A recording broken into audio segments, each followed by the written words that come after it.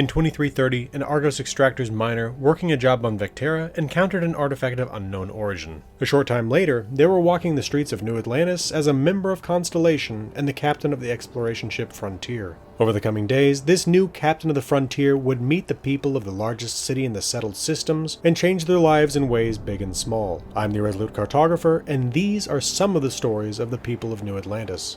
Before we get started, I want to quickly note that there will be no spoilers for the main story here, and though elements of the UC Vanguard mission line will be referenced, I will not cover those missions. I will also not be covering the members of Constellation, nor the lodge in which they reside. This is an exploration of the city of New Atlantis, the buildings and people of the city, and a complete guide to all the side missions that can be found there. There are 2 missions that require parts of the main story chain to have been completed, and 2 missions that require parts of the UC Vanguard line to have been completed, but as they are side missions that continue pre-existing chains of side missions, I'll include them here, and note the prerequisites on the screen. With that said, let's get started. New Atlantis lies on Jemison, the 3rd planet from Alpha Centauri A. Also known as Rigel Kentaurus, Starfield refers to the star simply as Alpha Centauri, so for clarity's sake I will too. The closest star system to our own at approximately 4.37 light-years away, the Alpha Centauri system has long been a target for potential extrasolar exploration. I've got more to say about the real system, but I'll save that for the notes. In the Starfield universe, Alpha Centauri was the first star system visited by humanity after our own. Following the invention of the grav drive, explorers reached Alpha Centauri in 2156. Here, they found that the 2nd and 3rd planets from the star were habitable. They named the 2nd planet Gagarin in honor of Yuri Gagarin, the first human in space, and the 3rd planet Jemison in honor of Mae Jemison, a space shuttle astronaut and the first black woman in space. Though both Gagarin and Jemison are habitable, Jemison is the more habitable, and thus the more enticing target for settlement. In 2160, the United Colonies colony ship Galileo landed on Jemison. Here it was disassembled and its materials used to start construction of the city of New Atlantis.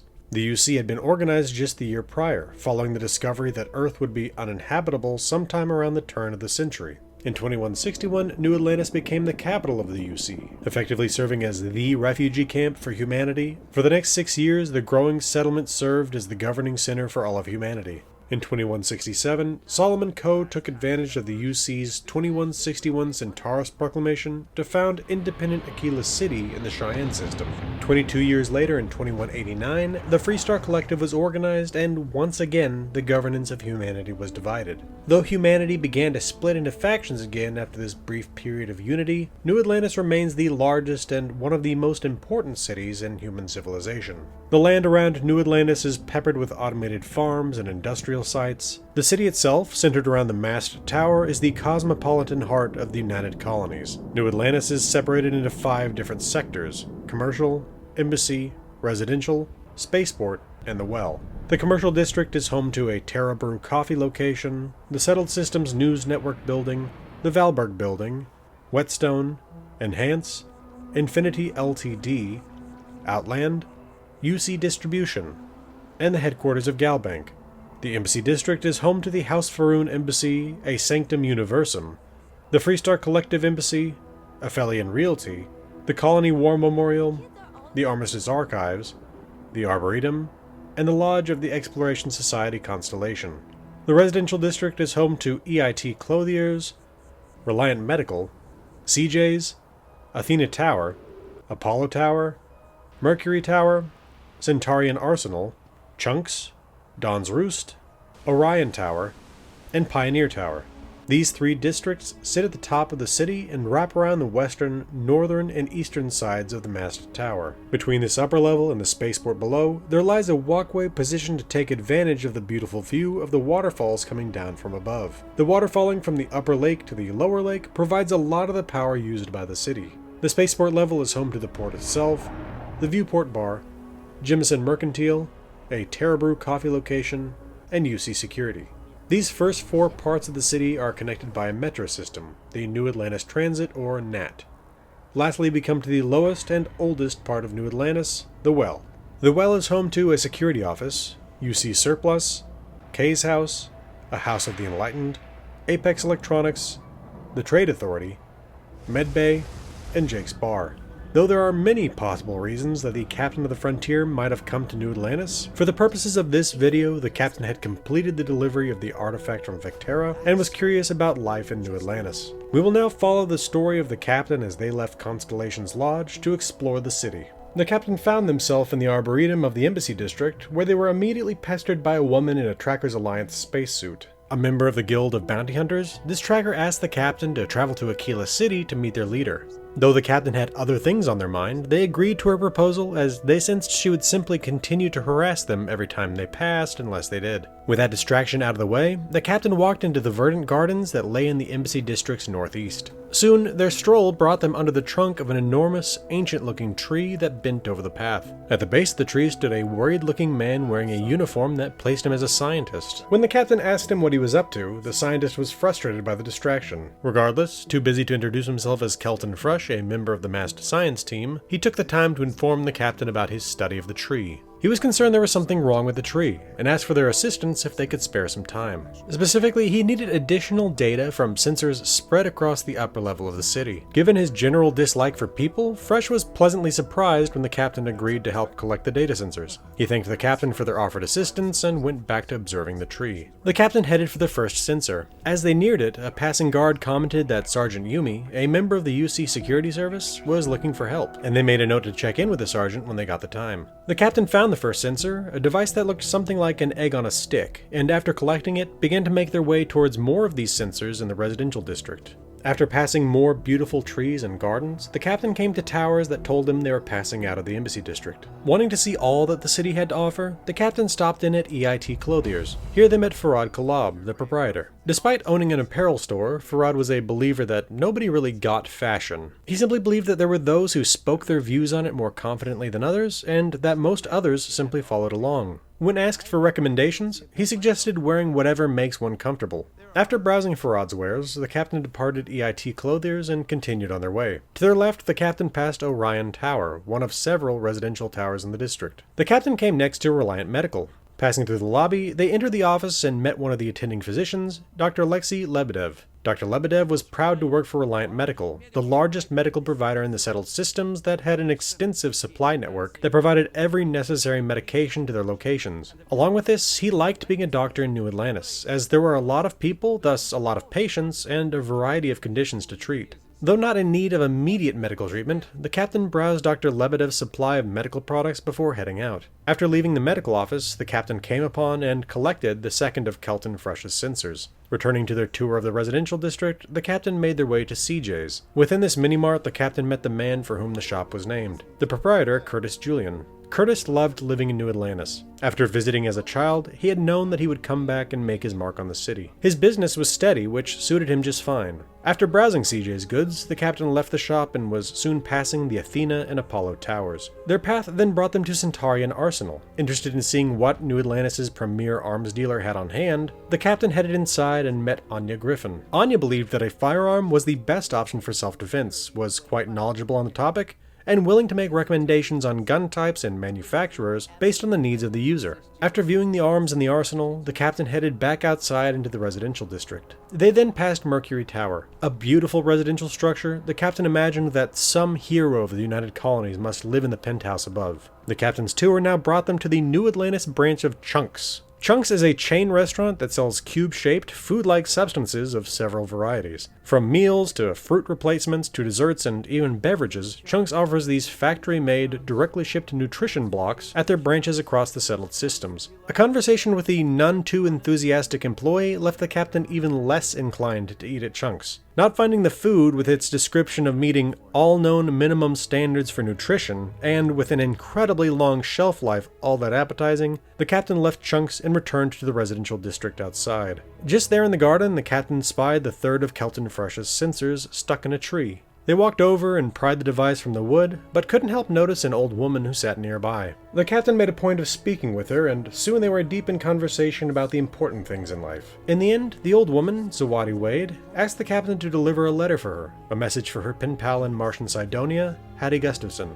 The captain agreed to bring her letter to her pen pal, but as they wanted to at least complete their tour of the residential district first, the captain put Miss Wade's letter aside for the moment. Soon they arrived at Pioneer Tower. In looking up at the structure, the captain thought how if their parents were still around, this would be the perfect place for them to live. Heck, they'd even have been willing to support them living there at a rate of 500 credits a week, but that was, of course, only if they still had their parents around. Attached to the lobby of the Pioneer Tower was the restaurant Dawn's Roost. Behind the counter, the captain met Royce Elgin. Royce acknowledged that his restaurant was pricey, but believed that it was well justified, as everything in the restaurant, from the furniture to the food, was the highest quality. After purchasing their signature meal at Jimison Wellington, the captain headed towards the terrace to take in the view as they dined. Just as they passed, a man seated alone by the door made a strange noise. Assuming it was a sneeze, the captain stopped to wish him his health. The man, Markeith Sutherland, told the captain it hadn't been a sneeze but a sound of disgust. Though Mr. Sutherland was complimentary of the restaurant's food, he didn't think much of Dawn's Roost's coffee.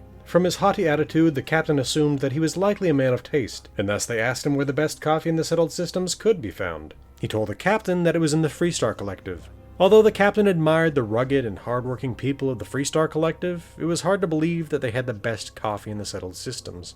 According to Mr. Sutherland, it was true and he had tried it. It wasn't a particular variety of bean or the vintage of a particular world or region. Rather, it was a form of animal-digested coffee, much like elephant or civet coffee on Old Earth. In this case, it was xeno-digested coffee, beans digested and excreted by an alien on a distant world. Desirous of getting his hands on more and bringing this coffee to market, Mr. Sutherland had hired a contractor to acquire more of the beans, but hadn't heard back from this man in some time. He asked the captain if they'd be willing to investigate, offering a cash reward for their time. Intrigued, the captain agreed before heading out onto the terrace to enjoy their meal. Now with 2 reasons to venture off-world, the captain left Dawn's Roost behind and made their way to the local Nat station. After a quick trip, they had arrived back in the spaceport, and they were on their way back to the frontier when they were waylaid by a small, excitable man with hair as gold as the sun. This adoring fan wanted nothing more than to serve the captain, the hero of Vectera and bane of the fleet. As they were short on crew members at the moment, the captain agreed to his request and returned to their original path. As they reached the landing pads, the captain saw some sort of confrontation taking place. 2 members of UC security had stopped a man and were keeping him from entering the city. The man was apparently a diplomat from the Freestar Collective, Representative Chisholm. Security wasn't allowing him into the city due to a lack of a diplomatic visa. Representative Chisholm was attempting to remind them that these documents hadn't been required since the end of the Colony War 19 years prior, but the security staff was enjoying their power trip a bit too much. With the immediate confrontation concluded, the captain spoke with the diplomat. Though they were heading out for the moment, the captain offered to check in with the Freestar Embassy to provide some support when they returned. With that, the captain boarded the Frontier and blasted into orbit above Jimison. The captain decided to take on the more dangerous errand first and headed out to collect Mr. Sutherland's xeno-digested coffee beans. Though this trip brought the captain to the second planet of the Celebri system in this case, they felt they could have been brought to any number of life-bearing worlds within the settled system, such as Feynman 3 or Copernicus 2. Though the half-dozen grab jumps it took to get there left the captain feeling quite out of their depth, they soon found the coffee bean devouring beast. Fortunately, they received some assistance in bringing the alien down. Unfortunately, that aid came from deadly and hostile ecliptic mercenaries. After realizing that a gunfight with their meager arms against these battle-hardened troops was futile, the captain dashed in, grabbing the contents of the alien's digestive tract, and sprinted back to their ship.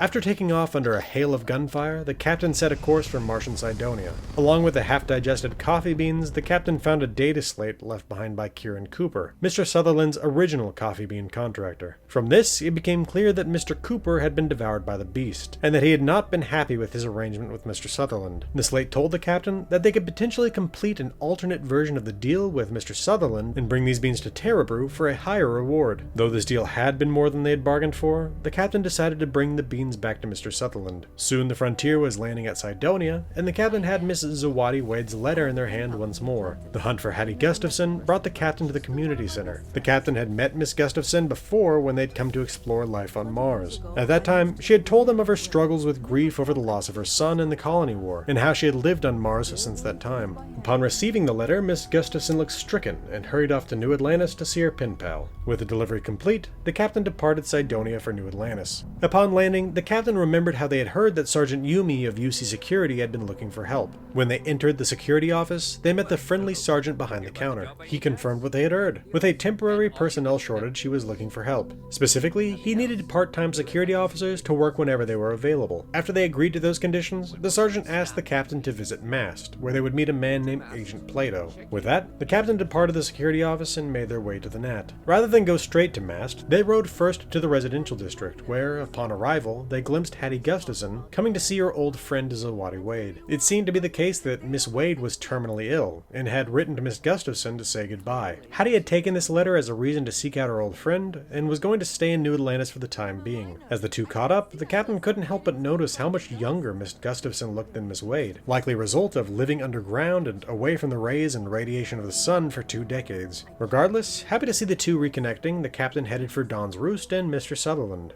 They found him sitting at his table near the door. Upon delivery of the beans, Mr. Sutherland paid the captain their fee and went back to his meal. With that complete, the captain felt it was surely time to finish the work they had started for Kelton Frush. Following another trip via the Nat, the captain arrived in the commercial district. Knowing that the sensor should be on the terrace above the station, the captain climbed a nearby sloping ramp to the next level. Here, adjacent to the Settled Systems News Network headquarters, the captain did not find the sensor they sought. Instead, they were confronted by a young man named Jordan Anchali, who was searching for what he called eggs. The captain soon realized that Jordan had unknowingly taken the sensor and sold it to UC Distribution, a nearby shop. Though mildly annoyed by this inconvenience, the captain at least knew where to find the missing sensor. Taking advantage of their proximity to the site, the captain entered the SSNN building and took a look around. SSNN, the Settled Systems News Network, is an independent organization that reports news across the settled systems. Here, the captain saw David Barron, the voice of SSNN. Nearby, the captain met Nadia Mufaz, a journalist with little love for David Barron. Though she seemed to hate him, it soon became clear that she respected Mr. Barron, but hated going unacknowledged for all the work she did to write the stories he read. Questioned as to if they had any news to share, the captain detailed their exploits fighting Crimson Fleet pirates on Vectera, and since that going forward, there might be 5 more stories she could have been interested in. For the moment, Miss Mufaz was looking for help interviewing sources in the well. The captain agreed to perform a few interviews, and with that, they were off once more, hoping to complete their promised work for Kelton Frush. Heading across the commercial district, the captain came to UC Distribution. Inside, they met Johann Baptiste. Johann loved working for UC Distribution, mainly as he got to meet so many interesting people in his work. Though he hoped to one day work the sales side of UC Distribution, he pointed the captain to the clerk when Sang when asked to trade. After a quick disclaimer from Miss Sang that UC Distribution could no longer sell starships, the captain discussed the egg brought to her by Jordan and Charlie. She told the captain that she had bought such things off Jordan at times to help the kid out, and offered to sell it to the captain for 100 credits, enough to cover her costs. The captain sensed that if they had so desired, they might have stolen the sensor out of the back of the store, but figured not only was it not worth it, but if it would indirectly help support kids like Jordan and Charlie, 100 credits wasn't a crazy price to pay. The captain paid her and collected the final sensor for Kelton Frush. Leaving UC Distribution, the captain headed across the plaza outside towards the embassy district. They hadn't investigated much of the commercial district yet, but they would be back. As they walked alongside the lake, the captain came upon Bobby Katz and his parents Martha and Philip. The captain had met Bobby Katz when they first arrived in New Atlantis. Bobby had been part of a trio of survivors from a star station attacked by House Faroon zealots. Though it had been assumed that Bobby's parents were dead at that time, he had been insistent that they were coming on a later shuttle. Though the captain had assumed that this had been wishful thinking, it seems that Bobby was right. The captain happily greeted the family before returning to their course. As they passed from one district to the next, the captain came upon the Colony War Memorial. Patrolled by a robot and visited by relatives of the deceased, the memorial consisted of an eternal flame surrounded by 30 names. The 30 names were representative of 30,000 United Colonies personnel who fell in the conflict. Though many wars in human history had been far more deadly, the Colony War, waged from 2308 to 2311, was the most destructive. Fought between the United Colonies and the Freestar Collective at the height of human spacefaring technology, an entire planet was laid to waste. When the United Colonies lost the war, a conflict they blamed the Freestar Collective for starting, they built this memorial to their dead in sightline of the Freestar Embassy. Moving on from the monument, the captain finally came upon Kelton Frush. The scientists thanked the captain for the data contained within the sensors. He compiled the collected data and saw that he was right. There was something wrong with the tree. Though Mr. Frush would need the captain's help again before too long, for the moment they could move on to explore more of New Atlantis. As the captain was preparing to leave the gardens of the embassy district, they spotted a man sitting on a nearby bench with something to say. Nilesh Shirazi was a former member of the UC's diplomatic corps. Despite having left that job behind, he still worked constantly to reinforce the armistice that had ended the colony war. Nilesh asked the captain to plant an olive seed nearby in the garden. He hoped that its growth would serve a symbolic purpose, and potentially even be that strange, miraculous anomaly that might prevent a decision to go to war. He had attempted to plant it himself, but the security team had stopped him, assuming that he was attempting to litter. The captain was interested, both in attempting to prevent a second colony war, but also because they wanted to see this relic of the lost Earth bear fruit in what amounted to humanity's new capital. Though they attempted to plant the seed themselves, the captain was called out by a nearby security officer for the same attempted littering charge. Enlisting the help of Mr. Shirazi and distracting the guard, the captain was then able to successfully plant the seed. While it might take well over 5 years for the tree to bear any fruit, and that was assuming some UC gardener didn't pull it as a weed, it was a nice thought that, for the moment at least, there was a symbol of peace planted in the gardens of New Atlantis. With the thanks of Mr. Shirazi, the captain prepared to make their way to Mast Tower, hoping to meet with Agent Plato on behalf of Sergeant Yumi and UC Security. Before they left the embassy district, though, the captain met Avery Tell, a diplomat from the Office of Interstellar Affairs. Avery was born in Neon, but loved New Atlantis and her job working for Mast. Leaving Avery to her break, the captain headed for Mast. The tower is named for Mast, the military, administrative, and scientific triumvirate, the governing body of the United Colonies. The structure of the tower looms over the city,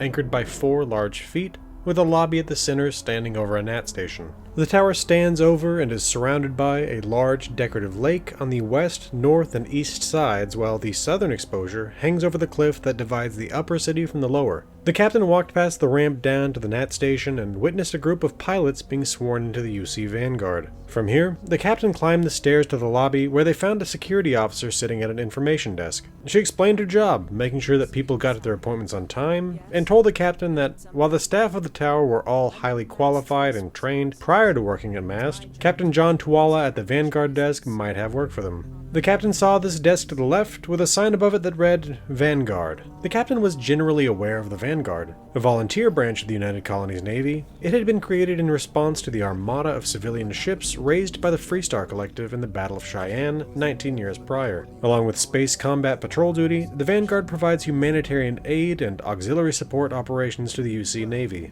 The captain introduced himself to Captain John Tuwala and listened to his spiel about the benefits of working for the Vanguard, including the ability to work towards citizenship in the UC. Unlike the managed democracies of old, in the UC, service guarantees citizenship, and thus only those who serve their government and fellow people can rise to the distinction of citizen. Interested in the opportunities that could arise from such a position, the captain agreed to try out for the UC Vanguard, but not just today. Instead of heading down to the UC Vanguard Orientation Hall, a museum of displays of selectively edited history of the settled systems that dead ends in a flight simulator, the captain headed upstairs. Rather than head straight to meet Agent Plato, the captain decided to get a look at all that Mast held. The captain first rode the elevator to the top floor. Here, they found the Interstellar Affairs Office, home to Chief Diplomat Solomon Yassin and his deputy, Elizabeth McIntyre. Along with these two, the captain found the office to be filled with diplomatic functionaries. Across the hall stood the council chamber, the spot where the Mast Council would formally meet when necessary. On the southern side of the chamber, there was a door that gave access to the roof of the mast tower, where the captain could look out over the city and beyond.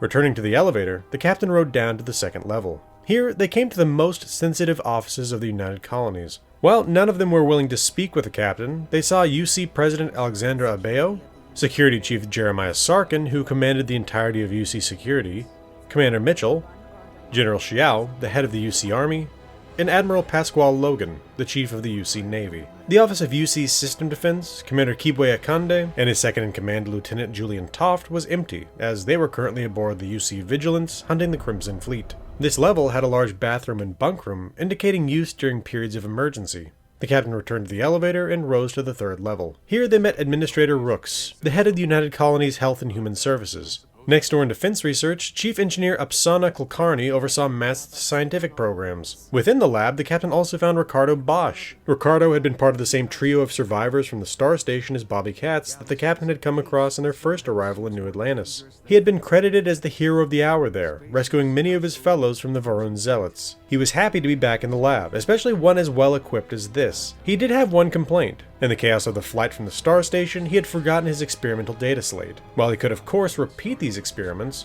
it would take an inordinate amount of time and keep him from pressing on with other research. The captain offered to recover the data slate, and Ricardo was thrilled. With that, the captain left defense research and headed next door. Here, they finally came to the offices of Aegis, the intelligence service for the United Colonies. While UC Security was the public-facing side of the UC's security operations, Aegis worked behind the scenes, hoping to prevent attacks on the United Colonies before they happened. After a brief, unguided tour of the department, the captain met Agent Plato in his office. Agent Plato is a dedicated man who strongly believes in the mission of Aegis, and that his office is that of the good guys. He discarded his birth name when he joined the agency, and according to their standards, chose a code name for himself. Now that he was older and wiser, he viewed his chosen cryptonym as a bit of youthful hubris. Coming to the matter of the mission for Sergeant Yumi, Agent Plato told the captain that Aegis used dead drops for some of their missions, and that he was concerned that one of their dead drops had been compromised. He needed the captain to collect a package from a dead drop and carry it to Sergeant Yumi. From there, Sergeant Yumi would have the package brought to Aegis. He could have simply had Sergeant Yumi send the captain himself, but the agent wanted to meet the captain in person first. The dead drop in question was under the bench at the Galbank ATM near the spaceport station of the Nat. The captain agreed to collect it and headed for the elevator. A moment later, they were on the platform of the masked Nat station. Before boarding the car, the captain noticed a tired-looking janitor nearby. They stopped and spoke with her. Donna Rain revealed that she and her boyfriend, a man the captain would soon meet by the name of Tony Cowell, were working hard, saving up their money so that they could move out of New Atlantis and explore the settled systems together. She was burning the candle at both ends and was wearing a bit thin. Sympathetic to her struggles, the captain offered to bring her a coffee. With thanks, she requested a cappuccino from Brew. The captain boarded the Nat and a moment later was at the spaceport station. They would bring Miss Rain her coffee, but they had other business to attend to for the moment.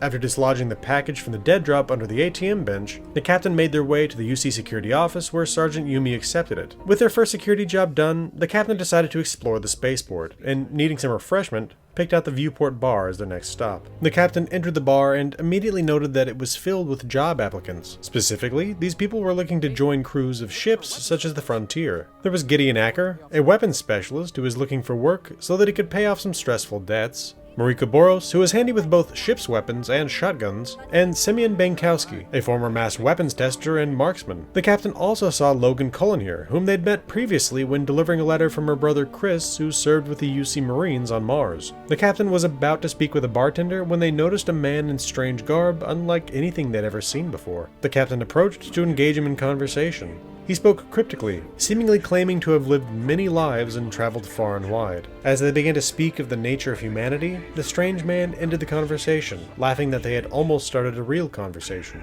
He said goodbye, claiming he was sure they would meet again. Confused, the captain turned back to the bar. Here they met Nissa Marcano, the proprietor. She greeted the captain in a friendly manner. When they asked her how business was, she made it clear that though business was good, she was working on something big, a beverage that would make her bar famous across the settled systems. When the captain asked to try this incredible beverage, she told them that sadly she didn't have the ingredients. The captain she had hired to ship the exotic ingredients to her turned out to be a smuggler. That smuggler was caught before they could unload their goods, and Nissa's perfectly legitimate goods had been confiscated alongside the illicit ones. She didn't have the funds to get more of the ingredients, thus she asked the captain if they would look into getting her ingredients released to her, and they agreed to help. Heading first to Sergeant Yumi as the local UC security head, the captain asked after Miss Marcano's shipment. The sergeant told the captain that if Nissa's shipment was being held up, she would simply have to wait it out. There was nothing he could do. Looking to expedite the process, the captain headed towards the storeroom where they were sure her cargo was being held. As they approached the landing pad, they came across Tommy Bitlow, an aspiring journalist with SSNN. Tommy was having trouble breaking into writing the news, and thus he asked the captain if they would be willing to spread around a few sample articles of his and return with feedback. The captain agreed and returned to their present course as they looked for Miss Marcano's ingredients. That said, the captain looked over the articles as they walked and was not terribly impressed with what they saw. Still, Tommy seemed so eager, and they thought they should get him the feedback he asked for. Upon reaching the storage area, the captain met Eamon McCarr, a dock worker. They asked Mr. McCarr if they could get into the storage area. Though he was initially hesitant, the captain persuaded him to open the way, and he told the captain to be quick. A moment later, the captain had Miss Marcano's ingredients and was on their way back to the viewport. She thanked the captain, rewarding them with credits, a glass of her prototype beverage, Supernova, and offered them the privilege of a free drink from time to time. With that, the captain left the viewport, intent on exploring the rest of the spaceport. They came next to Jemison Mercantile. Here, they first met and spoke with Gerhard Pohl, who brushed them off and told them to speak with Amoli Bava,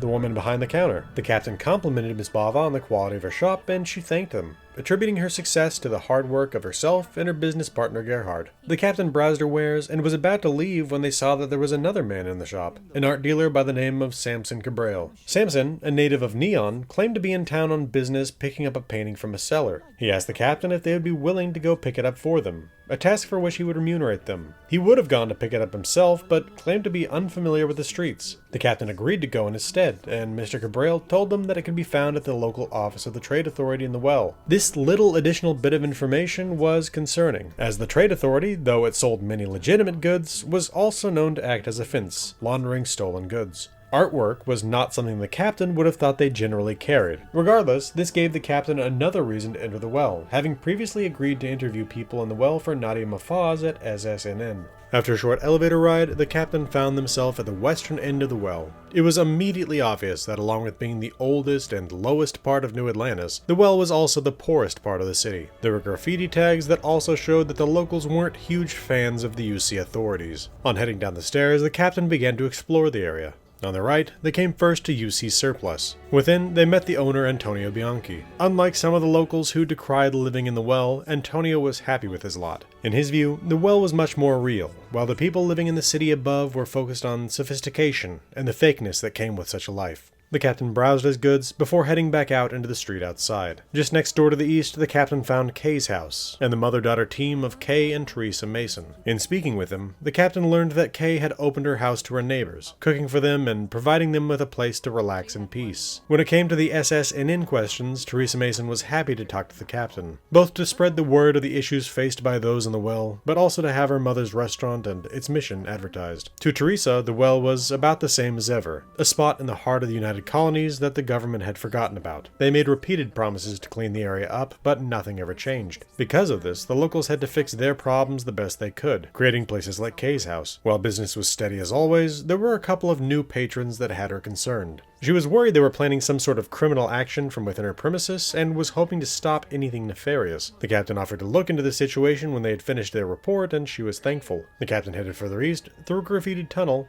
and found that they were looking upon a cascade of water falling past a gap in the concrete walls. Across from the waterfall, the captain found the medbay. The medbay had deep roots in the history of New Atlantis. It was part of the original settlement of the world, and though the city had grown and evolved around it, the medbay kept right on using the same equipment that had healed the first settlers on the once alien world. Unable to afford medical care in the upper city, the people of the well relied upon the hard work of Talia O'Shea. Born and raised in the well, and though only a nurse by trade, Miss O'Shea was responsible for much of the medical treatment in the well, and her medbay was open perpetually to keep up with demand. The captain interviewed her for SSNN, and she related that the well was, as it always was, violent and dangerous, adding that she saw fewer injuries when she served as a medic in the UC Navy. She also noted that she was having trouble treating a bunch of sick children. The captain offered to come by and help her after they'd completed their interviews, and Miss O'Shea was grateful. The captain left the medbay and headed back west before turning north and arriving at Apex Electronics, the last location Nadia Mafaz had asked them to check on. Upon entering, the captain met Henrik Zeran. The captain began to ask him about his business before revealing that they were doing so for SSNN, which was lucky as he hated journalists. Before their purpose was revealed, Henrik told the captain that business was down, but that he had made ends meet for a long time, thus he wasn't worried. He also didn't take well to the suggestion that the poor of the well couldn't afford electronics. When the captain did make their purpose clear, he told them that he was still in business, that life in the well was a mess, had been for a long time, and wasn't looking up. Taking this little bit of information, the captain browsed his wares. As they were preparing to leave, they looked around the shop and saw another man sitting on a crate nearby. Interested in what this apparent layabout was doing in Mr. Zeran's shop, the captain stopped to talk. His name was Vicente Salinas, and he claimed to help Mr. Zeran in his work, along with operating a small shop of his own. The captain asked to browse his wares, but he claimed that he only worked with those he trusted. He'd be willing to trade with the captain, but only if they performed a task for him first. Intrigued, the captain agreed to pick up a package on Porama 3 just outside the Red Mile. With this, the captain left the shop and returned to the well outside. Heading north, the captain came upon the Trade Authority and noted that it was one of the few spots in the district under guard by UC security. It was also one of the oldest shops in New Atlantis, having been part of the settlement before the well became the well. Within, the captain found a tidy office with a lone woman sitting behind the only desk. Her name was Zoe Kaminsky, and she was the face of the Trade Authority in New Atlantis. The captain told her that they were there on the behalf of Samson Cabral, and she handed over the artwork. It was clear that this was a wink and nudge type operation from the way she spoke about it. With the artwork in hand, the captain returned to the elevator and rode it to the spaceport. Once back in Jemison Mercantile, they handed the artwork over to Samson Cabral and received a payment in exchange for their services. It was clear by this point that the artwork had been stolen and fenced, but the captain had been involved in the process far too late to do anything about that. With that, the captain decided to check on their free drink now and then reward from the viewport and found that Nissa Marcana was looking for help again. This time, she was looking for funding to help her mass produce her new drink, the Supernova. She could sell it at the viewport, but her plans were to take the Supernova galaxy-wide, and to do that, she would need startup capital. Knowing that the captain was part of Constellation, and that the wealthy shipbuilding philanthropist Walter Stroud was a part of Constellation as well, she asked the captain to see if Mr. Stroud would invest. The captain agreed to have a conversation with Walter Stroud and headed back out into the spaceport. Considering that Sergeant Yumi might also need some additional help, the captain returned to UC Security and found that their hunch was right. It seems there had been a scuffle at Don's Roost. One man claimed that the other stole his wedding ring, but he had departed before naming the thief. Sergeant Yumi asked the captain to speak with Royce Elgin and try to discover the truth of the matter. The captain agreed to look into the situation and headed back out into the spaceport. With a long slate of work ahead of them, the captain checked into the last spot they had yet to visit in the spaceport, Terra Brew Coffee. Here, using one of the kiosks, they purchased the Terracino requested by Donna Rain, the sleepy janitor at the Nat Mast station. Behind the counter, there was an argument in progress between the Terra Brew manager and a female employee that the captain recognized. It was Helena Chambers, the third member of the trio of survivors from the Star Station assaulted by House Varun zealots. It seems the former manager of the Star Station was now working as a barista and wasn't taking the situation well. The captain was about to head out when they saw a man rot in grief. Guillaume de Garmo was mourning a loss, for which the captain offered their condolences until he revealed that it was the loss of a gem that he had gambled away. Guillaume was a collector of many mundane artifacts of old Earth, and this gem was the first of his collection and the most beloved. While the reason for Guillaume's grief may have seemed comical when compared to the loss of a person, the captain avoided laughter and, in fact, offered their assistance in reclaiming the beloved gem. Guillaume handed the captain a plate from old Earth to trade his collecting rival and the new owner of his gem, Mr. George St. George. Leaving Terra Brew, the captain headed for the spaceport Nat station.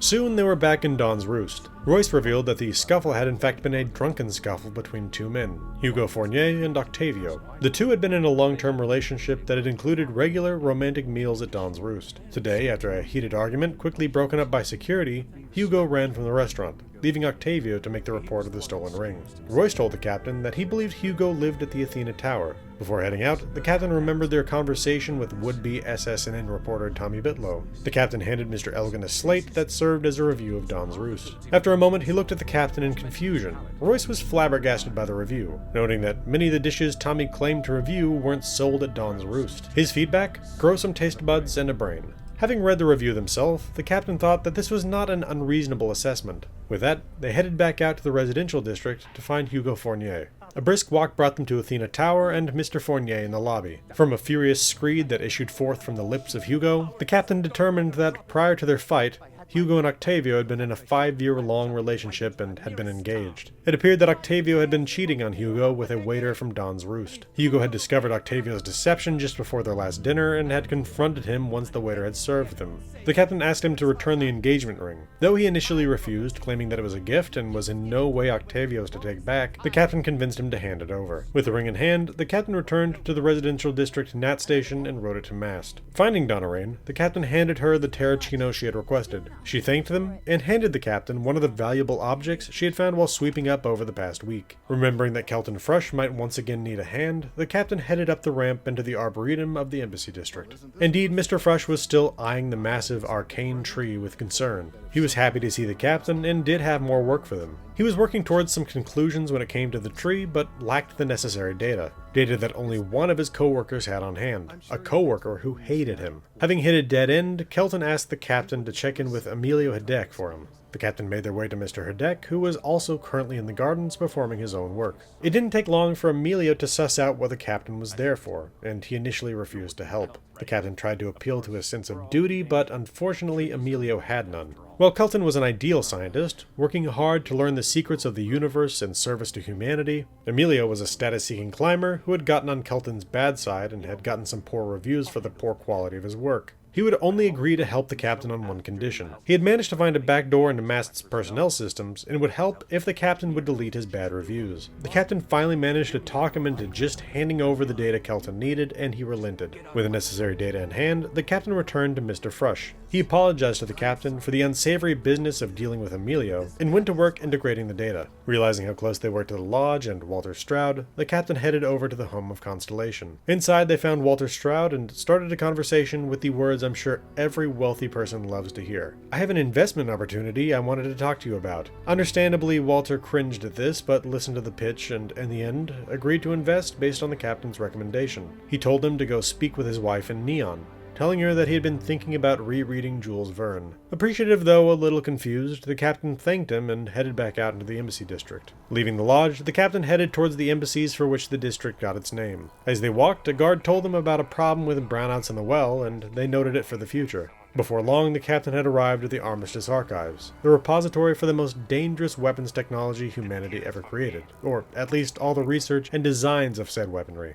The captain watched the tour group finish up and went down the elevator to get a look at the area beneath. While the door to the archives themselves was sealed, the captain saw the booths for the three major factions of the settled systems, including the vacant House Varun desk. House Varun had abandoned galactic politics some years before and had left the monitoring station empty. After riding the elevator back up, the captain continued on their way. They came soon to Aphelion Realty. Having seen some of the city and found it beautiful, the captain considered getting a place in New Atlantis. Unfortunately, the ability to own a home in New Atlantis was reserved for citizens. As the captain was not yet a citizen, this was not yet possible for them. They left the Aphelion Realty building and continued on their way. The Freestar Collective Embassy rose up on their right, and the captain remembered their offer to help Representative Chisholm out of his bind. Though they weren't allowed in the embassy except on business by appointment, there was a clerk at the front desk who was ready for their report. On learning about Representative Chisholm's trouble, the clerk thanked the captain and told them they would take care of the problem. As they left the embassy, the captain found a young woman protesting out front. Evie Martinez hated the Freestar Collective and wanted their embassy closed. She blamed them for the colony war and all lives lost in the conflict, including her father.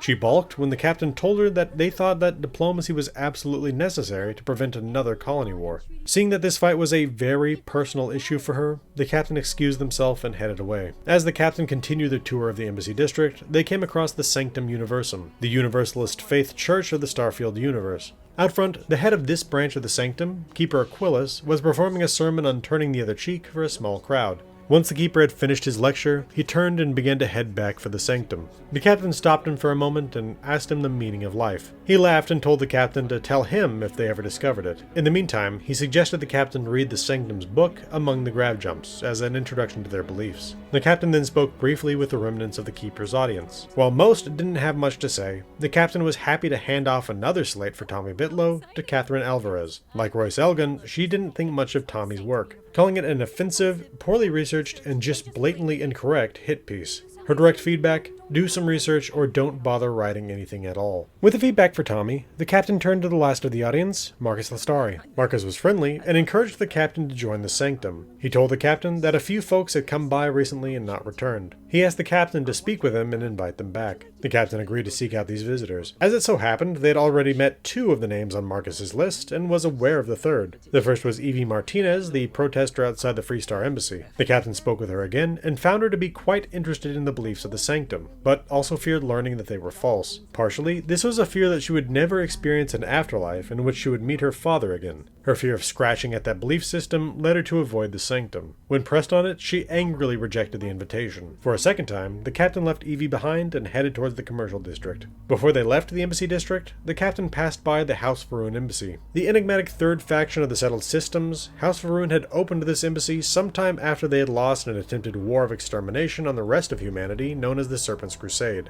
Since that time, they had abandoned the embassy and retreated from galactic politics. The captain had heard that House Varun's ambassador, Khazar Balmor, was still within, but hadn't been seen in public for years. Leaving the embassy district behind, the captain came to the center point of finance in the settled systems, the headquarters of Galbank. Like SSNN, Galbank is an independent organization, but instead of producing news, Galbank mints credits, the settled system's digital currency. Most day-to-day transactions across the settled systems utilize physical cred sticks loaded with these digital credits. Entering the lobby of Galbank Tower, the captain saw a pair of employees behind the counter and a bored-looking woman sitting on a couch. The captain stopped to speak with the sitting woman first. Maria Siarkowitz, as she was known, was something of an introvert with a sense of humor. When asked why she was there, she told the captain it was to get a job as a banker, the job she wanted as, in a world without magic, she couldn't be a necromancer. The captain left her behind and headed for the front desk. While Matthew Montez didn't have much to say, Landry Hollifield was quite talkative and, in fact, had worked for the captain.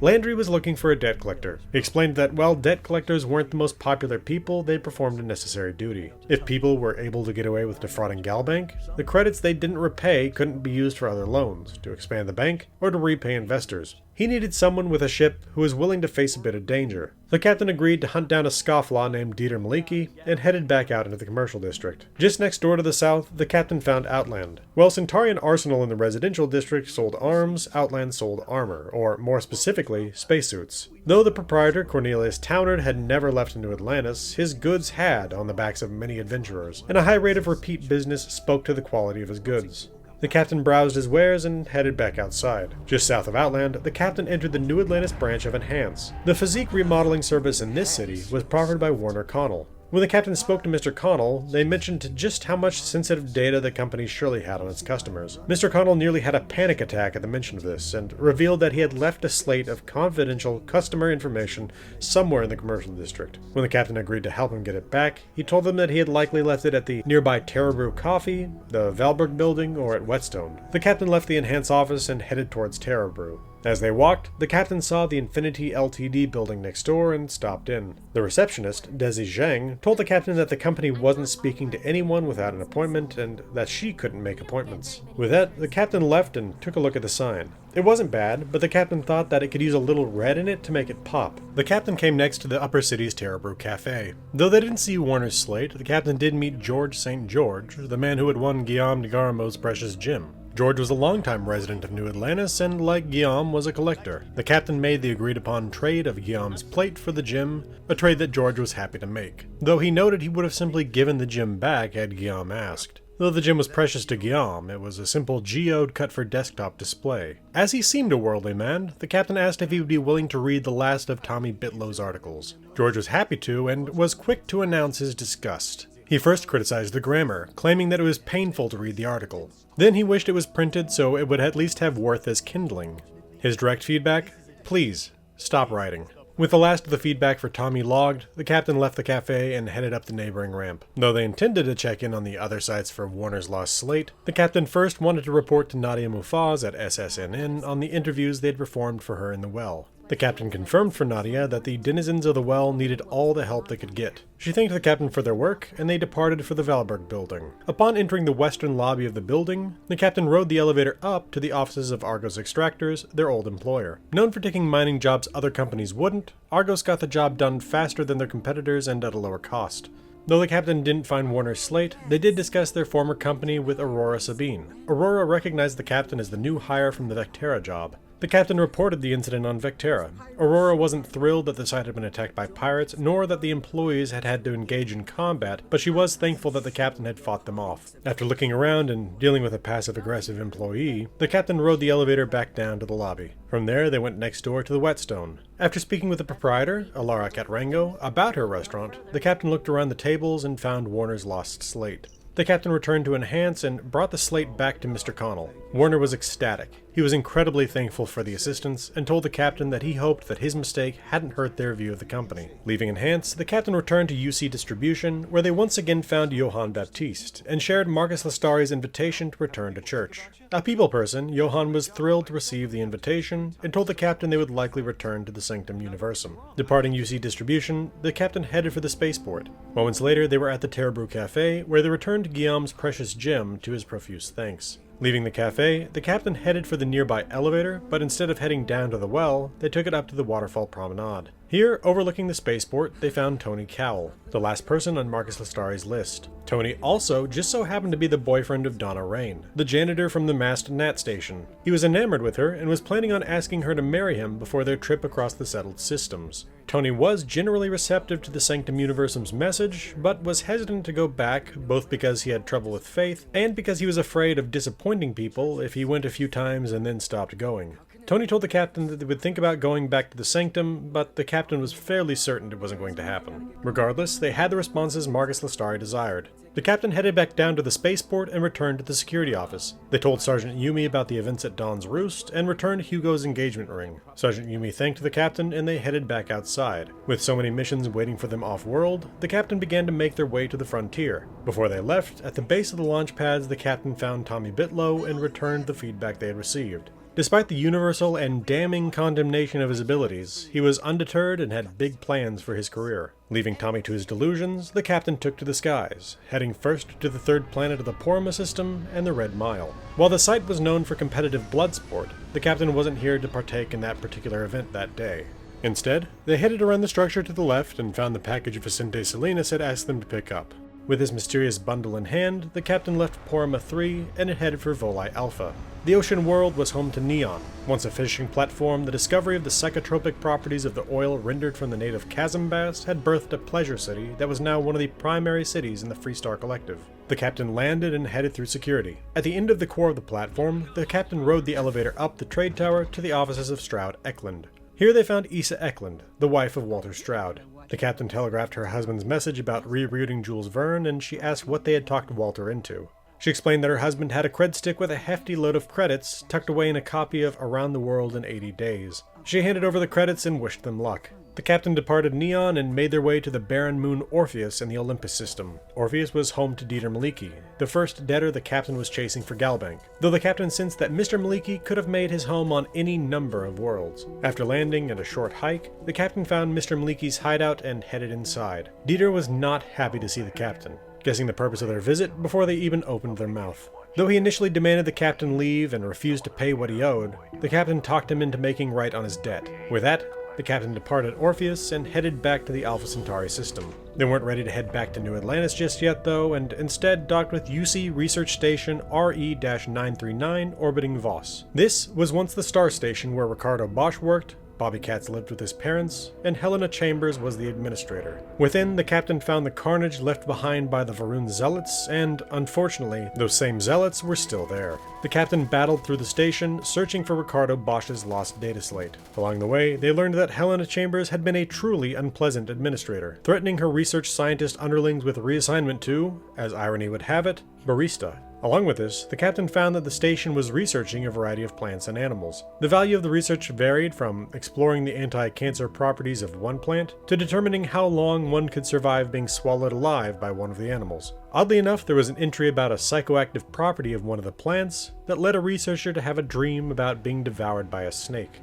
Regardless, the captain found Ricardo's data slate and headed back to the frontier. A short flight later, and they were back in New Atlantis. On landing, the captain headed up to the viewport, bringing Nissa Marcano the investment funds of Walter Stroud. While she was thankful, she asked the captain to look for a second investor. She didn't like the idea of having a single investor because of the level of influence that one individual would have. She asked the captain to find a third party to dilute Walter's power. The captain volunteered 10,000 of their own credits for the venture. In awe, she thanked the captain and promised a return on investment. With that, the captain left the viewport and headed back outside. A short trip on the Nat and an elevator ride later, and they were once again in the Defense Research Department of MAST. Ricardo Bosch was thrilled to have his research back, and he rewarded the captain as best he could. Leaving the lab and MAST, the captain once again found himself in the Embassy District, walking over to the Sanctum Universum. It was here that they met with Marcus Lestari and reviewed the results of the outreach. Though not everyone the captain had reached out to was likely to return, Marcus was happy enough with the results. A quick walk down the street brought the captain to Galbank and Landry Hollifield. Landry was very pleased with the captain's efforts in the Dieter Maliki case and offered them a new one. In this case, they were hunting a spacer that had managed to secure a loan. Spacers are unaligned bandits hated by all, so the fact that a spacer had managed to get a loan from Galbank was quite a black eye. Landry figured there was no way the captain would be able to talk them down like they did Dieter, so he told them to prepare for battle. While the captain wanted to look into this, they also wanted to check in with Sergeant Yumi to see if he had any more work for them. A short ride on the Nat later, and they were back in the spaceport. Sergeant Yumi was ready with another mission. This time he wanted the captain to investigate contraband smuggling in the spaceport. While most things are legal across the settled systems, there are items banned in most ports. These items range from drugs like Aurora, which is only legal to use in Neon, to black market organs, and even technologies banned by the Armistice. Sergeant Yumi had received tips that there was a captain smuggling prohibited items into New Atlantis. The captain agreed to investigate and headed out to the launch pad to interview ground crews. While the first crew member they came across didn't have much useful to say, the second had noticed some odd goings-on. The crew of a ship with the identifier ID number UC-576B had been rude, and were moving goods that didn't look much like the potatoes they claimed to be shipping. With this information, the captain headed to Mast and Agent Plato. Just as UC Security had helped out Aegis, Aegis helped them. And in this case, Agent Plato had a list of ships suspected of smuggling. Recognizing that the ID number provided by the ground crew matched the ship Anansi on Agent Plato's list, the captain had a new lead. Returning to Sergeant Yumi, the captain shared this information and then, with Sergeant Yumi's permission, went to search the ship. On board the Anansi, the captain indeed found a shipment of contraband. Seeing that she was caught, Malawi Ndiaye, the captain of the Anansi, offered the captain a bribe to forget what they had found. Unwilling to aid this smuggler, the captain turned her down, and she drew on them. After a quick gun battle with Captain Ndiaye and her crew, the captain returned to Sergeant Yumi with the news. The sergeant paid the captain for their assistance, and promised to search the Anansi for any additional contraband. Still a bit amped up from the gunfight, the captain decided to take down another criminal. Boarding the frontier, the captain jumped into space and was soon in the Sol system. Although the captain was sure that this delinquent spacer could have been in orbit above any one of the many moons across the settled systems, in this case they found the Scofflaw flying above Saturn's moon Rhea. After turning the ship of the delinquent spacer and those of their allies into slag, the captain jumped back to New Atlantis and made their way to the commercial district and Galbank. Once again, Landry was glad to cross another debt off his list and paid the captain for their trouble. Before they left the bank, the captain took another contract, hunting down a missing and delinquent CEO. With another job off-world in hand, the captain headed back out into the commercial district. Realizing they were still carrying Vicente Salinas' package on them, the captain headed via the Nat and the elevator to the well. As the captain descended the stairs, they heard a commotion coming from UC's surplus and saw Antonio Bianchi arguing with a young woman in a pilot's jumpsuit. She seemed to be complaining about a pair of boots that Mr. Bianchi sold her that were giving her bad luck. As he agreed to give a refund and the woman departed, the captain stopped her. Her name was Altagracia Gonzalez. A resident of the well, she hoped to become a captain in the UC Vanguard, in large part to get out of the well.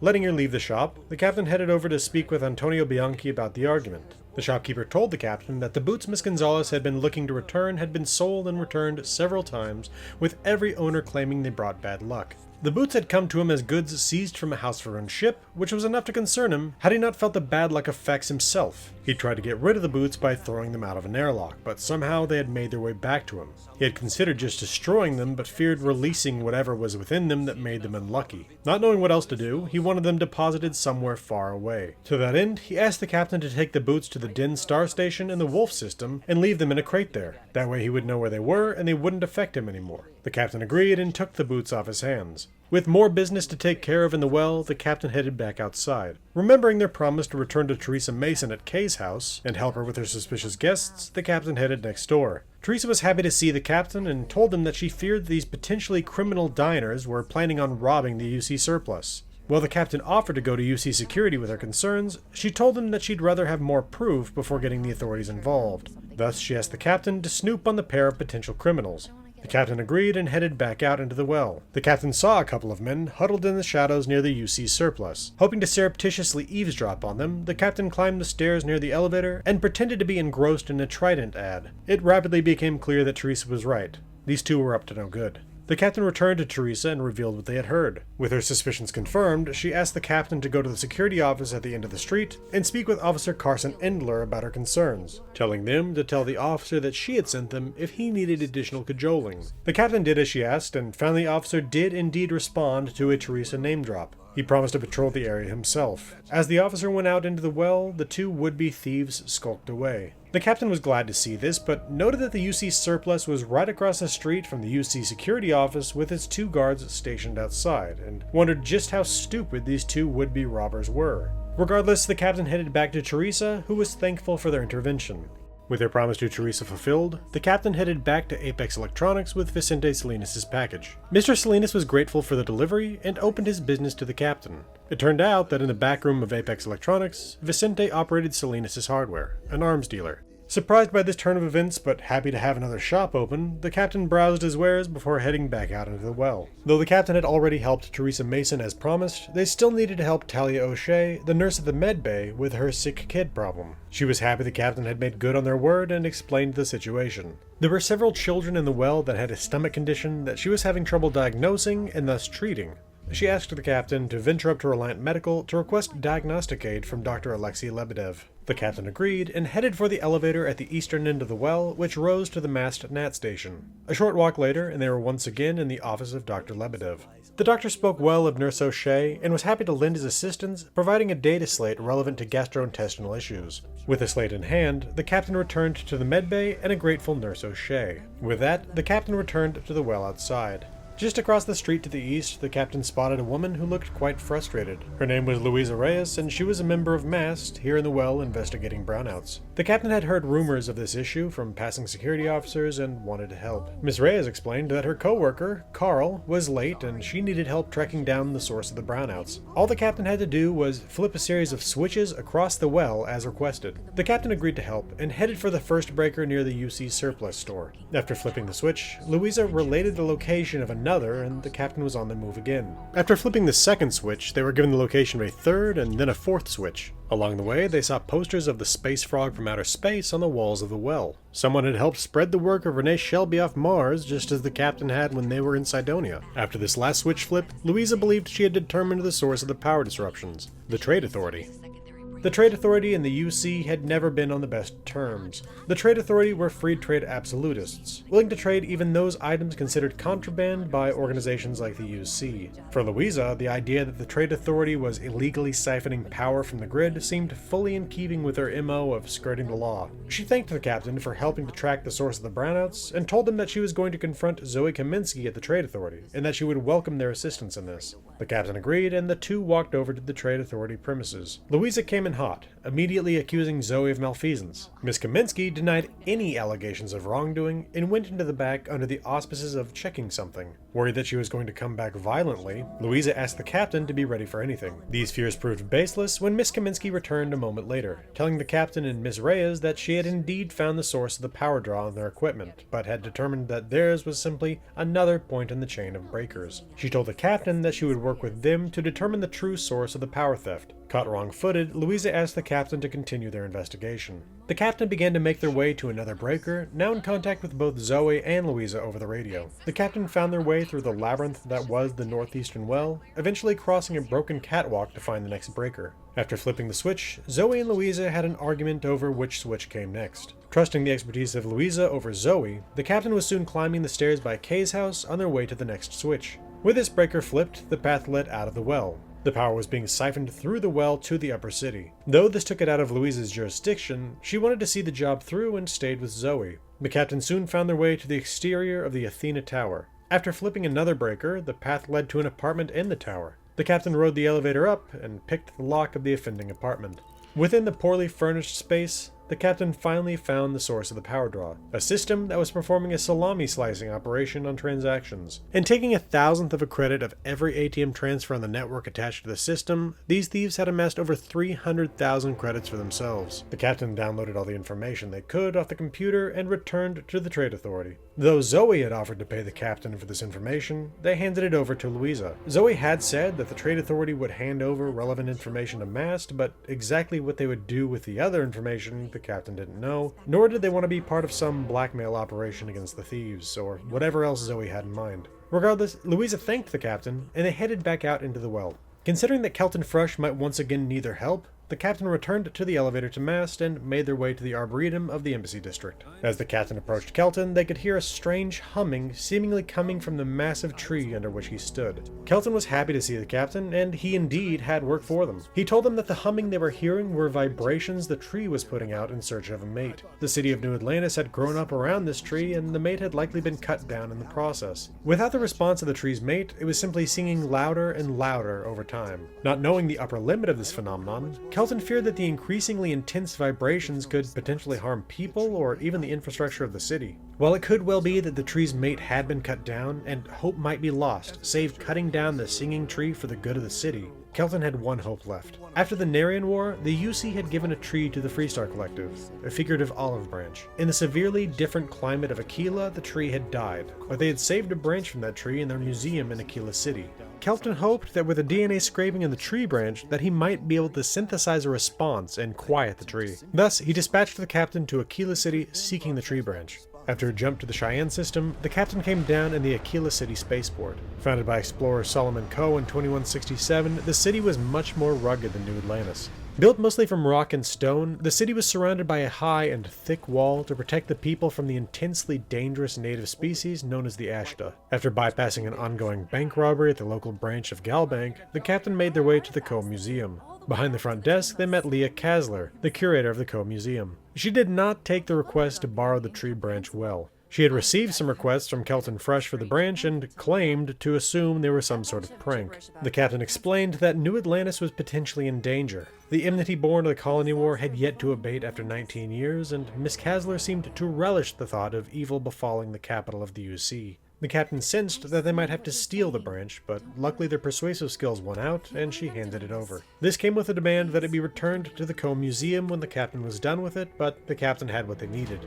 Before returning to New Atlantis, the captain needed to take care of some other obligations. The first of these required stops brought them to Delta Pavonis. Though they suspected the CEO could have been missing in practically any system in the sector, in this case she was purported to be on Coulomb, a moon of the gas giant Faraday. The captain landed and made their way inside. After battling a company of Crimson Fleet pirates, the captain found the CEO at the back of the facility. Though she acted like a mad woman during the fight, charging to and fro, endangering herself repeatedly, once the pirates were dead, she stood defiant, telling the captain they'd get nothing from her. The captain told her that they were there on the behalf of Galbank, and she couldn't believe her luck. She had been kidnapped by the pirates, and now had been saved thanks to her unpaid outstanding loan. She thanked the captain and left before more pirates might have arrived. On one final trip, before returning to New Atlantis, the captain jumped to Wolf System in the orbit of Chthoniya, home to Primarch Horus. Oh, sorry, wrong franchise, and yes, I know they're not spelled the same. Anyway, the orbit of Chthoniya was home to the star station known as the Din. While there had once been a star station known as the Din in orbit over the system's other planet, Etheria, that station had been obliterated by House Varun in the Serpent's Crusade. The UC had rebuilt the station out of spite. Though it had been a hub of activity during the Colony War, it had become a backwater with the armistice. The captain was here to hide Antonio Bianchi's cursed boots. A station worker offered to buy these boots off the captain, but knowing their sinister reputation, the captain chose to store the boots rather than bring ill fortune upon another hapless individual. With the cursed boots out of their hands, the captain returned to the frontier and was soon back in New Atlantis. Before returning to Kelton Fresh, the captain stopped in at the viewport to see how their investment was doing. Nyssa told the captain that she was working on getting space to mass-produce the supernova in the well, but that she hadn't heard back from her agent, Sasha Alessio, in a few days. She asked the captain to check in with Miss Alessio if they got the chance. The captain agreed and headed for the net. Kelton Fresh was thrilled to have the branch on hand and quickly went to work synthesizing a response vibration for the great singing tree. Within moments, the signal was ready to go, and he had a plan for distribution. New Atlantis was home to many SSNN kiosks that broadcast news stories regularly throughout the day. If the captain went to SSNN HQ, they could upload the signal and have it played across the city. The captain took the file and departed. Bypassing the staff, the captain found a diagnostic computer within the SSNN building and uploaded the signal. As they made their way back outside to Kelton Fresh, the strange vibrational sound of a long-dead tree was ringing out across the upper city. Kelton was thrilled. Though the tree was still singing, the vibrations were beginning to subside. They had saved New Atlantis and the tree at the same time. He thanked the captain and celebrated his success. With the imminent threat dealt with, the captain returned to Landry Hollifield at Galbank with news of the rescue of the CEO. He was thrilled with the captain's work and had one more job for them. As much as Landry liked his job, he didn't like sending the captain after this last defaulter. It was a retired mercenary. Unlike the stereotypical mercenary, this man had spent his life taking only good jobs, protecting people and hunting dangerous criminals. Then he maxed out his credits and disappeared. Landry had found the world on which he had settled and asked the captain to take care of it as tactfully as possible. Despite any personal reservations, the captain took the job and headed out. With news of the disposal of Antonio Bianchi's boots, the captain headed first for UC surplus. The shopkeeper was happy to hear that the cursed boots were finally not on their way back to him. He paid the captain, telling them, "Let us never speak of those accursed boots ever again." Not knowing yet where to find Nissa Marcana's agent Sasha Alessio, the captain started the search at Kay's house. Miss K told the captain that she was at the medbay after having been attacked. The captain departed in a hurry and found Sasha in a bed at the medbay. She revealed that she had found a great place for Nissa's production facility in one of the sublevels, but that it had been filled with squatters working under a boss named Fizz. The captain took it upon himself to clean this space out. The sublevel had a low ceiling and was quite filthy. Beyond this, it was half flooded and currently home to Fizz and 6 of his henchmen. The captain spoke to Fizz and found him fairly pathetic. A man with the appearance of approaching middle age, named Fizz, leading a gang of petty thugs while hanging out in a disused sublevel. Though the captain probably could have paid Fizz and his goons to leave, they instead convinced him to leave before UC security cleared them out. With the space clear, the captain returned to Sasha with the good news. It would take her some time yet to recover, so in the interim, the captain returned to Nissa Markana himself. Though Nissa was distressed that Sasha was injured, she was excited that her venture could now really get off the ground. The captain headed out into the spaceport outside. With all they had done across New Atlantis, there were only a few parts of the well they had yet to see, so the captain made their way back down. They walked over to the House of the Enlightened. They were about to make their way in when they noticed a member of the Trackers Alliance outside. They spoke with the agent, and she told him one of her old war stories about tracking down a rogue tracker who was planning to sell off a roster of their members. She had to track them down and kill them before they could make that trade. With that, the captain headed down into the House of the Enlightened. Here they found 2 men. The captain stopped to speak first with a man sweeping the space. Brody Jung didn't grow up in New Atlantis and had found living there difficult. Without many prospects, he had ended up living in the well and working for the House of the Enlightened. On the other side of the room stood Andy Singh, the head of the local chapter. Andy explained the history of the House of the Enlightened, how it had started as an intellectual movement based in atheism that had become a humanitarian organization focused on improving humanity through cooperation. The house did what it could for those in the well, and to this end, he had a job for the captain. A man named Tahir Vala had just completed treatment at the medbay. He was recovering from a condition that had temporarily damaged his ability to navigate the well, and he needed help getting home. He had been in a few scuffles with UC security, so while they might have normally been called upon to escort him home, he didn't want their help. Andy Singh asked the captain to escort Tahir from the medbay to Kay's house for a free meal, and then to take him home. The captain agreed and made their way to the medbay. Here, they found Tahir engaged in a minor argument with UC security. An officer was offering to take him home, but he refused. As the security officer left, the captain approached and spoke with him. Once assured that they were there to help him home on behalf of the House of the Enlightened, Tahir agreed to follow the captain. They headed first to Kay's house, where Kay Mason greeted Tahir and handed over a free container of miso soup, as arranged by Andy Singh. The captain took it and escorted Tahir through the well to the courtyard where children played soccer. The captain handed Tahir the soup, and he thanked them for their help. The task complete, the captain headed for the last establishment in the well, Jake's.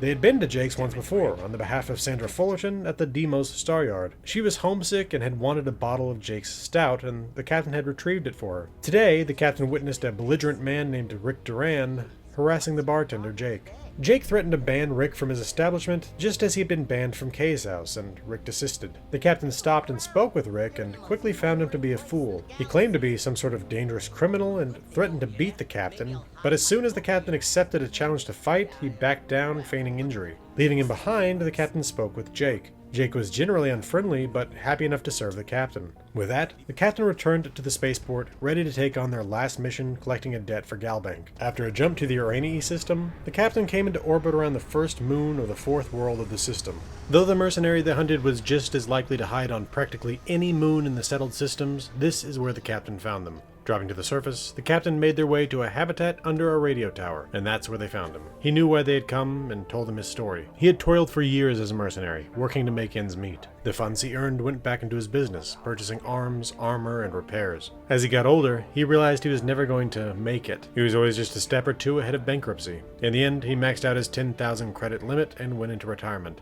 Taking pity on the old man, the captain paid his debt, leaving him to live in peace for the rest of his days. In thanks, he gave the captain his sidearm, a pistol he called Solace.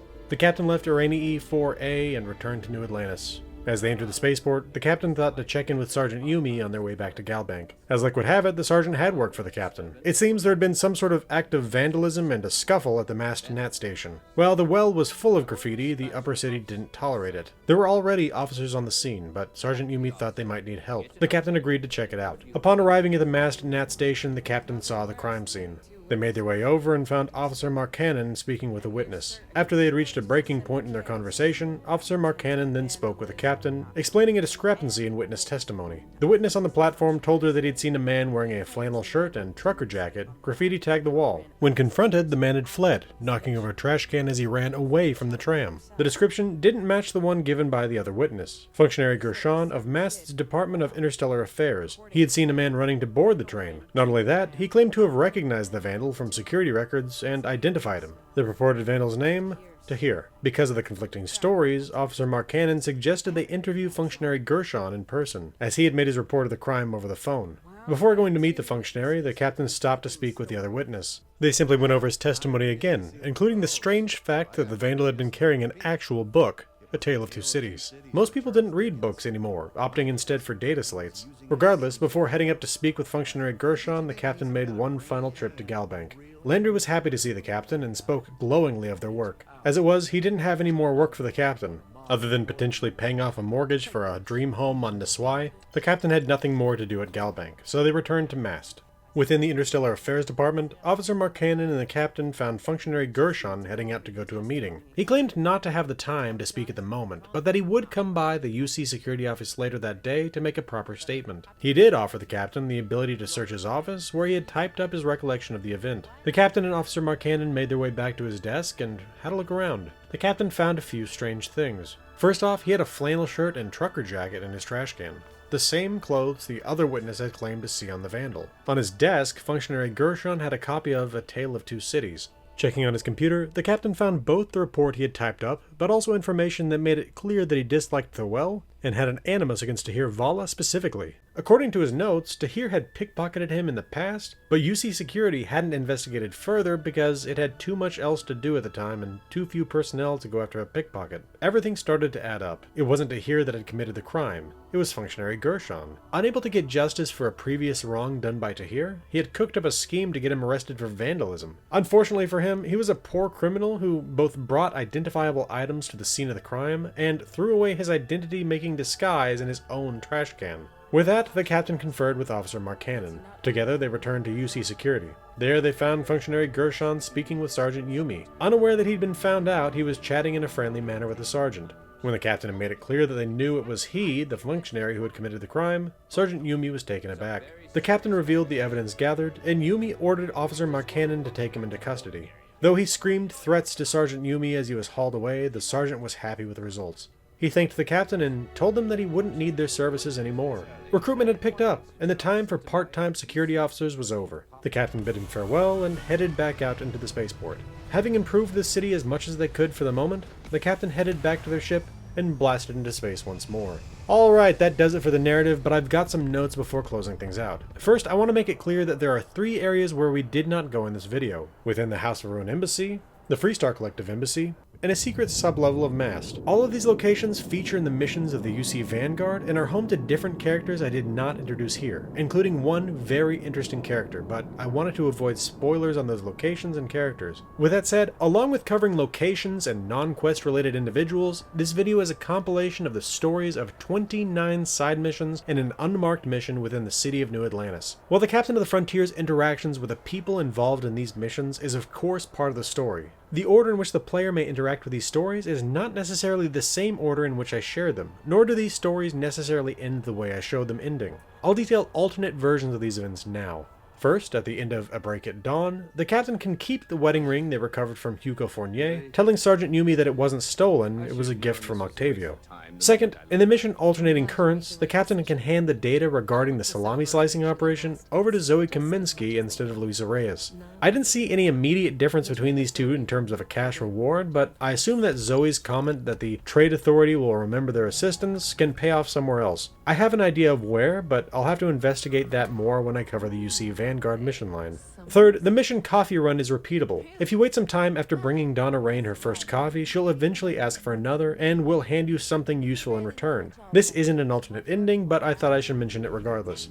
Fourth, you can hand the olive seed over to the guard as litter in the mission Olive Branch. This ends the mission immediately. Fifth, in the mission Out on a Limb, you can do the dirty work of Emilio Hidek and erase his bad performance reviews. This takes place in the Orion Tower in the residential district. Sixth, in the mission Search and Seizure, you can accept a bribe from Malawi Indiaye, the captain of the Anansi, and tell Sergeant Yumi that there was no contraband on board. He's disappointed, but he accepts the report. Seventh, in the mission Terror Brew, the captain can bring the xenodigested coffee beans to the manager at Terror Brew. The manager pays the captain more and immediately destroys the beans. Her reasoning is that it isn't cost effective to produce the beans, and they can't have their customers knowing there's better coffee out there. I chose to hand the beans over to Markeith Sutherland as, even though I don't like him, I hate the idea of something like this being destroyed so a corporation can maintain a virtual monopoly. Eighth, in the mission The Boot, the captain can sell Antonio Bianchi's cursed boots to the crewman who asks to buy them. If one visits the station after completing the quest, the crewman is found dead, crushed under a fallen crate. Lastly, in the mission Two Tales, Two Cities, the captain can ignore the evidence of functionary Gershon's guilt and arrest Tahir. The mission ends the same way, but with the wrong man in custody. A quick honorable mention. I completed all these missions 3 times over for the purpose of this video. In one instance of doing the mission An Invitation, in which you are inviting people back to the Sanctum Universum for Marcus the Starry, Johann Baptiste, usually found in UC Distribution, was way outside the city in the wilderness. I don't know if this was the result of a bug or if he takes long walks, but I thought I should mention it. Next, in other notes, days on Jemison are 49 hours long, which can be determined both by the weight function and by the sign on the door of CJ's.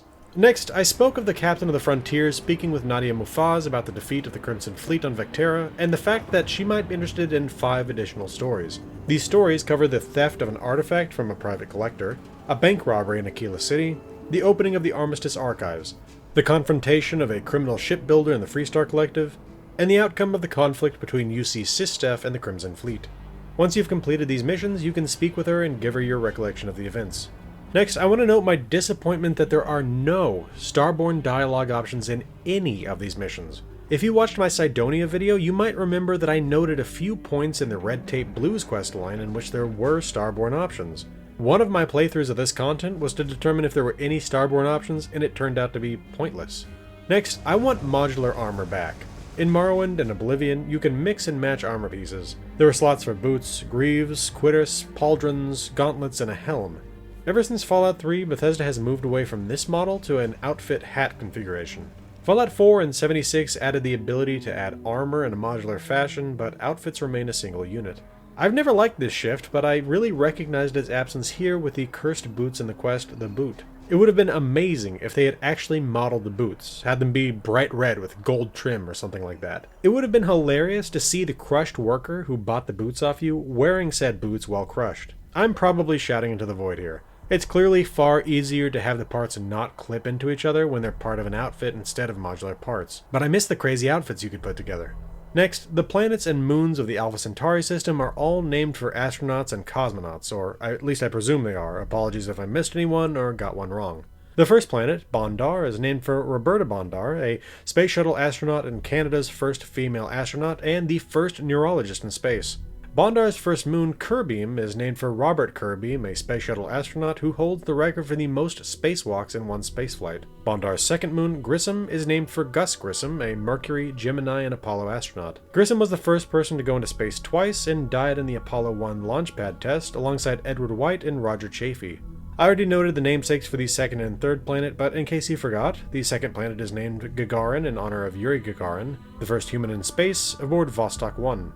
The third planet is named in honor of Mae Jemison, a space shuttle astronaut and the first black woman in space. The moon of Jemison, Kurtz, is actually the only celestial orb for which I could not find a namesake, so I assume it's named for an astronaut or pioneer in the Starfield universe. The fourth planet, Olivus, is named for John D. Olivus, a space shuttle astronaut who performed EVAs that combined amount to 34 hours 28 minutes in space. The first moon of Olivus is named Zamka in honor of George D. Zamka, a space shuttle astronaut. The second moon of Olivus is named Voss. I found 2 space shuttle astronauts with the name Voss. James S. Voss, who has completed 5 space flights and tied the record for the longest EVA at 8 hours 56 minutes, or Janice E. Voss, who has also completed 5 space flights. The third moon of Olivus is named Hawley in honor of space shuttle astronaut Stephen Hawley. The fourth moon of Olivas is named Chala in honor of space shuttle astronaut Kalpana Chawla, the first Indian woman in space who died in the space shuttle Columbia disaster alongside Rick Husband, William C. McCool, Michael P. Anderson, David M. Brown, Laurel Clark, and Elon Rahman. The fifth moon of Olivas is named Lovell in honor of Jim Lovell, a Gemini and Apollo astronaut in both Apollo 8, where he was one of the first 3 humans to orbit the moon, and Apollo 13, where he survived that disaster. Lastly, I have some information about the real-world Alpha Centauri system. Part of the constellation Centaurus, Alpha Centauri was first documented around 150 AD by Claudius Ptolemy in his text, the Almagest. Alpha Centauri is in fact a 3-star star system incorporating Rigel Centaurus, also known as Alpha Centauri A, Ptolemy, also known as Alpha Centauri B, and Proxima Centauri, also known as Alpha Centauri C. Rigel Centaurus, a main sequence star like Sol, is the largest of these stars at approximately 10% greater mass than Sol, and putting off 50% more light. Ptolemy, also a main sequence star, is approximately 10% less massive than Sol, and puts off 50% less light. Proxima Centauri is a red dwarf, an eighth as massive as Sol, and puts off less than 0.2% as much light. In researching this, I learned that mass is hugely connected to luminosity. And the general rule for mass and luminosity is that as mass changes, it changes luminosity to a power of 3.5. Rigel Centaurus and Ptolemy order each other elliptically, coming as close as 11.2 AU and as far apart as 35.6 AU. For clarity's sake, an AU, or astronomical unit, is the approximate distance at which the Earth orbits the Sun. The closest Rigel Centaurus and Ptolemy get is approximately the average orbital distance of Saturn, while the farthest they get is the approximate orbital radius of Pluto. By contrast, Proxima Centauri orbits both the other stars at a distance of approximately 12,950 AU. Because of this orbital distance and its current location within its orbital period, Proxima Centauri is currently the closest star to Sol. While Proxima Centauri is absent from Starfield, both Ptolemy and Rigel Centaurus can be found in-game. While Ptolemy is called Ptolemy, Rigel Centaurus is simply referred to as Alpha Centauri. Alright, I think that'll do it for this video. Follow me on X for lore video announcements at Gaming with Maps. My Discord is open to the public, there's a link in the channel's banner. I stream every Friday evening on YouTube, come check it out if you're interested. If you appreciate what I do here and you want to support the channel financially, you can become a member on YouTube or a patron with Patreon. I want to thank my channel members and patrons, Mesothelioma, 76 of Texas, Dark Malcontent, Real76, Dr. Orion, Samsung Smart Fridge, Night Spearhead, Despy, Electric Head, Hero Cunning, Laced Cake, E, and NB Mole Miner for their support. I also want to specifically thank Dark Malcontent for helping with this video's script. This has been the Irresolute Cartographer. Thanks for watching. I'll see you again next time.